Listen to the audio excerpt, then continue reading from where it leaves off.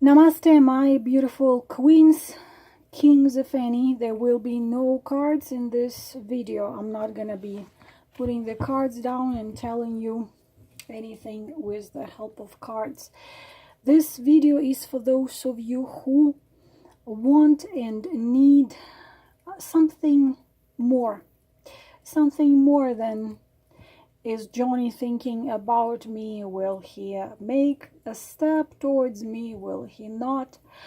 This is a story which I read a couple years ago, and it deeply touched my heart. Maybe you want to close your eyes and just listen to it. And I want you to listen to it and to feel it with your heart, because this story can give you answers which your heart might be needing right now. The story is called Information, Please. And it was written many years ago. It's a true story which has really happened. It was written by a man whose name is Paul Willard. When I was quite young, my family had one of the first telephones in our neighborhood. I remember well the polished oak case fastened to the wall on the lower stair landing, the shiny receiver hung on the side of the box. I even remembered the number 105. I was too little to reach to the telephone, but I used to listen with fascination when my mother talked into it. Once she lifted me up to speak to my father, who was away on business. Magic, pure magic. Then I discovered that somewhere inside that wonderful device lived an amazing person.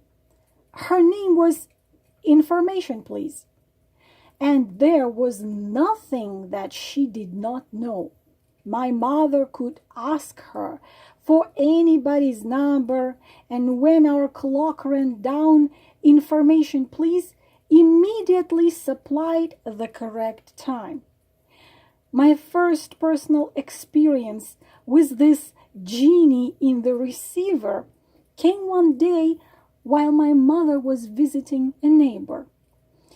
Amusing myself at the tool bench in the basement, I whacked my finger with a hammer.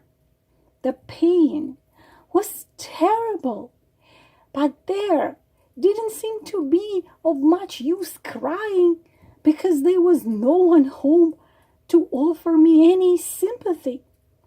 I walked around the house, sucking my throbbing finger, finally arriving at the stairway. The telephone!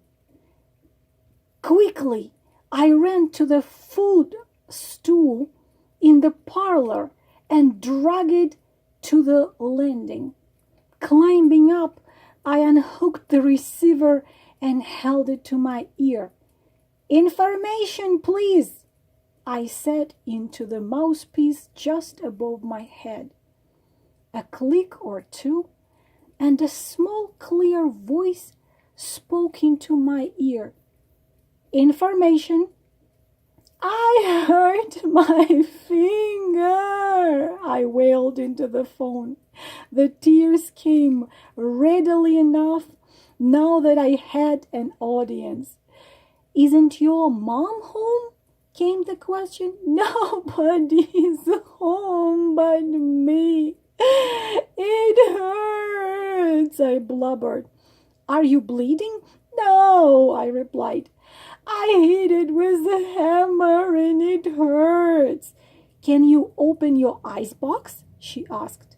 I said I could. Then chip off a little piece of ice and hold it on your finger. That will stop the hurt. Be careful though when you use the ice pick, she admonished. and don't cry. You will be all right. After that, I called information police for everything. I asked for help with my geography, and she told me where Philadelphia was and the Orinco, the romantic river I was going to explore when I grew up.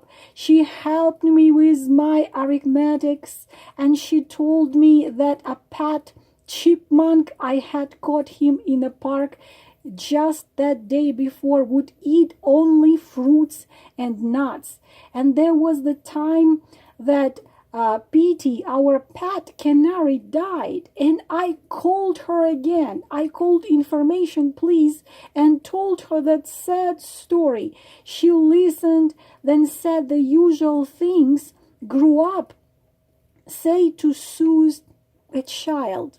But I was unconsoled.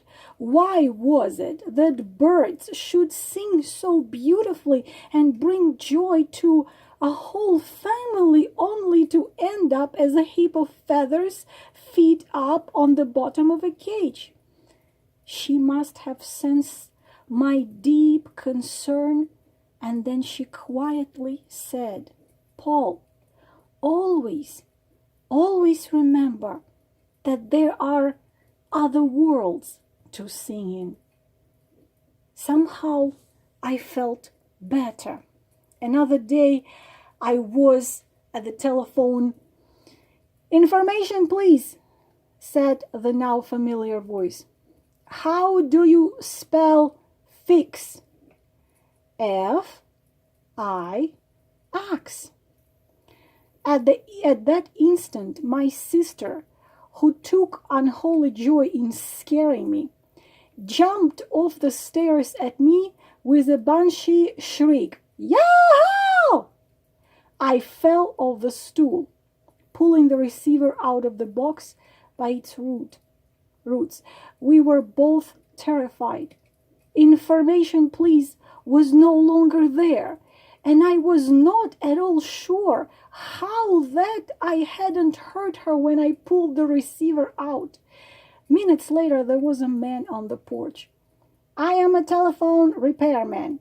I was working down the street, and the operator said there might be some trouble at this number."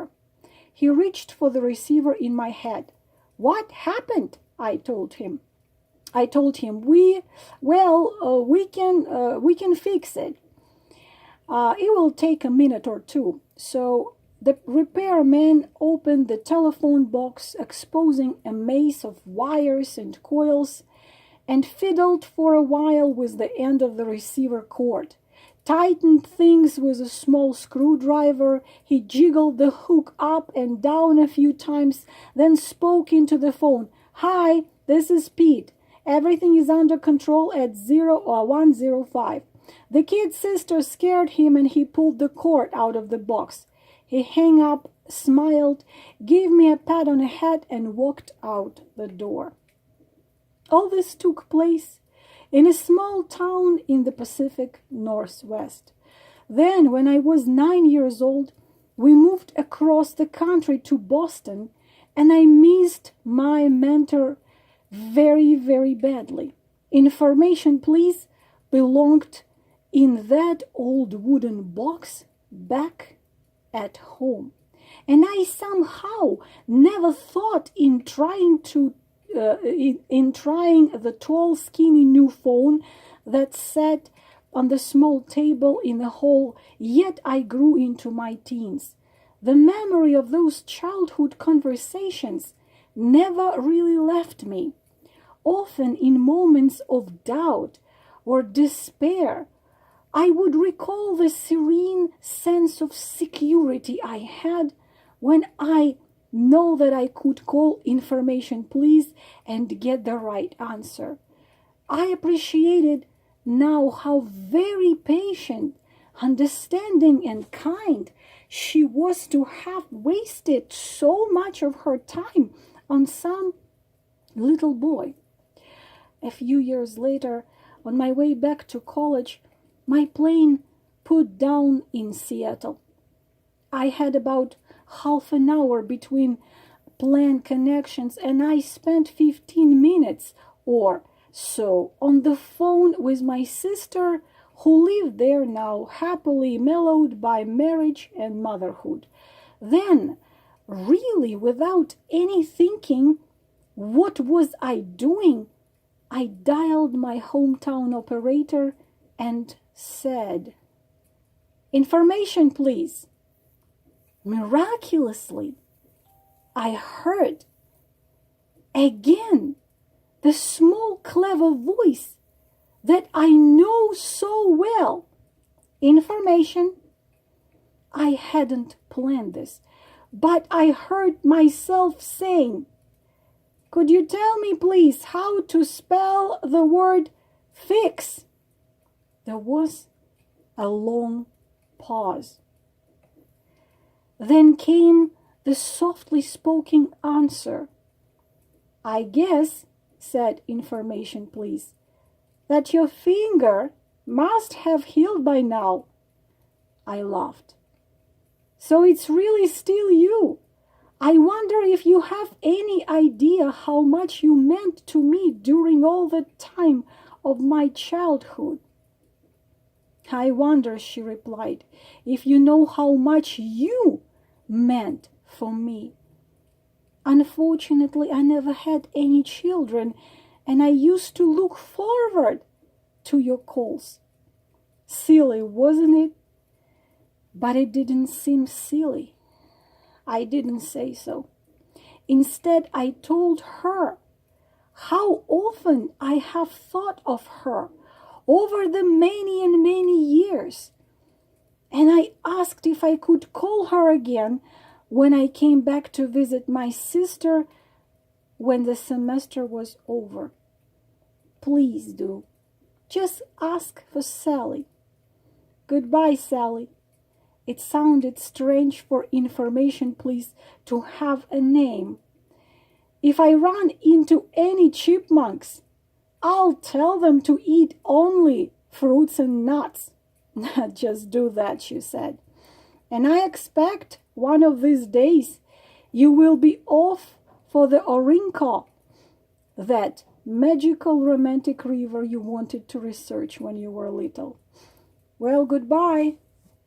Just 3 months later, I was back again in Seattle airport. A different voice answered "Information, please." And I asked for Sally. "Are you a friend?" "Yes," I said, "a very old friend." "Then I am very sorry to have to tell you Sally had only been working part-time in the last few years because she was very ill. She died 5 weeks ago." But before I could hang up, she said, "Wait a minute. Did you say your name was Willard?" "Yes." "Well, Sally left a message for you. She wrote it down."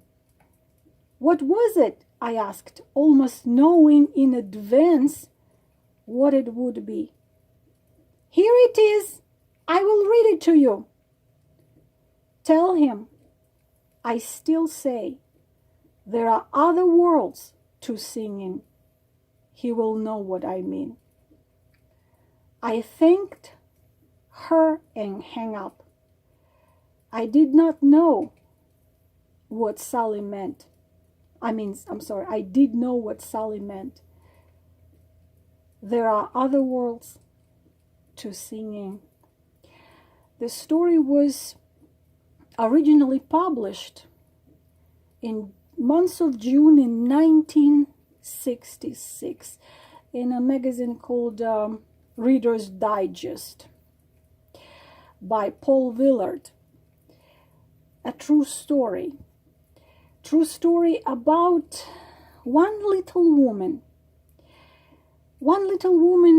working in this little town and little phone company as someone who would give information, who touched this boy's heart so deeply that now, a year of 2020, Many years after this woman belongs to the spiritual world, probably living again now, we now are reading this story.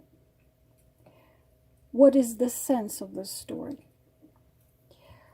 Never underestimate your powers and what you can do with a little bit of kindness and compassion.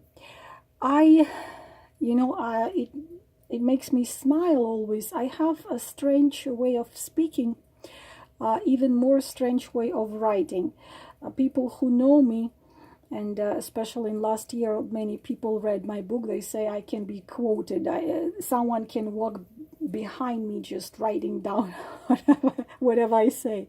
And sometimes they do quote me. But I say this very often. For someone, you are the answer of their prayers. For someone, you are the miracle.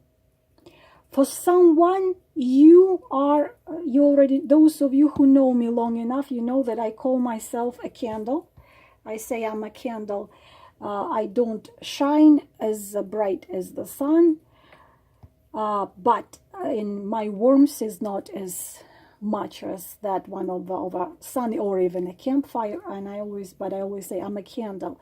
I can have enough light to help you see the door. I cannot walk for you through the door, but you can see the door with the help of some of my light, and you can warm up your hands and probably your hearts. You, no matter how small you think you are, none of you is small. None of you is tiny. None of you is insignificant. Because from the point of view of society, lots of those people with tons and tons of money, which are considered so-called successful, behind closed door, it's a sad story. They don't have much of a value in them because they simply living everyday life without any meaning in it, but giving themselves as much pleasure as possible, and when it's no longer pleasing them, then trying something else. The thing is that from the point of view of society, you can be a ninth child of a single mother in a little village in a mountain somewhere. But you can have such power in your heart. You can be a 6 billion-year-old being of light, which have come to this planet to help humanity to stop being blind. You can be the answer to someone's prayer. You can be the answer to someone is sitting there saying, I need a miracle, and you can walk in and be that miracle. You can be that miracle. You see, that little boy calls information, please, I hit my finger. What this woman could have done, she could have told him that he has to go get someone grown up, and he mustn't be at home alone. She could have done tons of things according to protocol. She didn't follow the protocol. She just was a human. She was just a kind, not even a human, she was a kind soul. So don't think that if you don't have $1 million on your bank account and you're not a crowned Miss Galaxy, Milky Way Galaxy, that you're not worthy. Each one of you have a unique light. Each one of you can touch hearts. No matter how little you think of yourself, for someone, you can be what this woman became for this little boy who grew up many years later writing the story which is warming our hearts now. I'm sure you can remember some of those stories, and anyone heard something like this.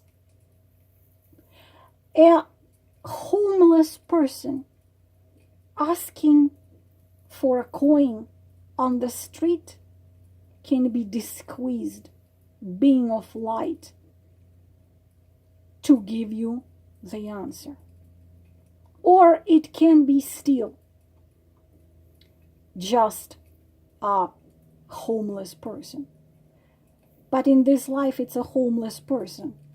And probably he was a king of Rajasthan several hundred years ago.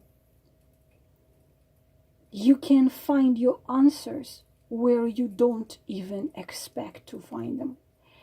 Kindness, compassion, and empathy is the only force and love which holds this world still together and from being completely destroyed, self-destroyed. Kindness is the answer. Kindness, empathy, and love. But I'm not talking here love when you throw yourself to the feet of some beast and he's walking all over you and you just keep on crawling back and let him walk all over you again. I'm not talking that. That is not love. Love is kindness. Love is care. Love is compassion. Love is kindness. Kindness, kindness, compassion, empathy, care. But never dare to think of yourself as someone small. I had seen it enough in my life. When I would get an answer from a 3-year-old little boy, I would get an answer from a woman who everyone thinks she's crazy, just because she's not acting like so-called normal people behave. She walks her own path. Don't be afraid to be different. Our societies, no matter what country or continent, society needs us cookie cutters. They need us to be afraid. They need us to obey. One word, to obey. Because when we are in fear and we are easy to obey, we are easy to manipulate and control. And just we do whatever they tell us. Don't be afraid to go against something but what is going to mean kindness, compassion, love. Don't stay away from someone being treated unfair. This woman, information please, she could have lost her job if she had a crappy boss, and a boss would tell her, you didn't have the right. What if this kid had a serious injury? But she acted with kindness and compassion to a little boy. This is how she touched his heart for his entire life. And now her story touched us. Yes, rules are written, so we'd follow them. But beside the rules, there should be the rule of your inner core, of your vision of honor. What is right, what is wrong, what is unacceptable, what is fair.